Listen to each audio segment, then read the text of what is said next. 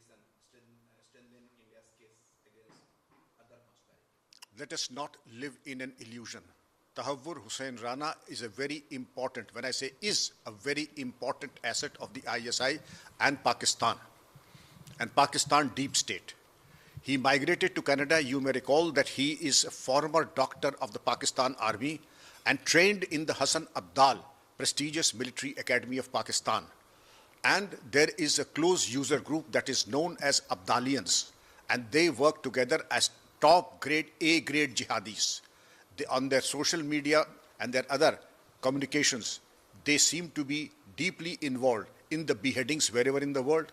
Attack on the Danish newspaper because the Danish newspaper brought out something in respect of the Holy Prophet.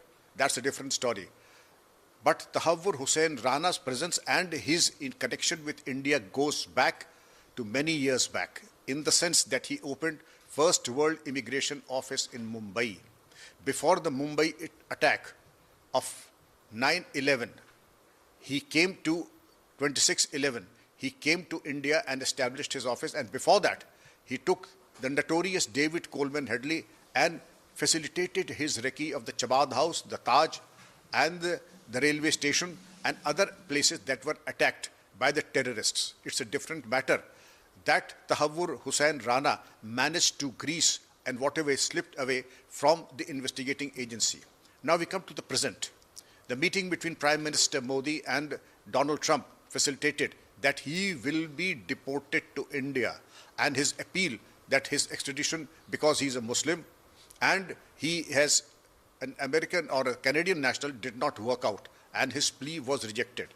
Now let us see the devious and his activities. He has a jihadi mindset, deeply connected with the Lashkar-e-Taiba and also the movement of David Coleman Headley. I would say that they're the two of the sides of the same coin. Number one, David Coleman Headley was the foot soldier and he was a facilitator, you can say an upgraded sleeper cell. His movement, his immigration problems, his stay, and befriending the people who mattered in Mumbai at that point of time.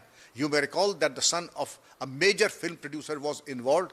I would say that when Tahawwur Hussain Rana comes, those files should be exhumed and re-examined, reopened to see the exact role. India lost no fewer than 166 Indian nationals, and that was an irreparable loss. That is an irreparable loss of our men, material, brave police officers, commandos, and therefore there should be consequences for the likes of Tahawwur Hussain Rana.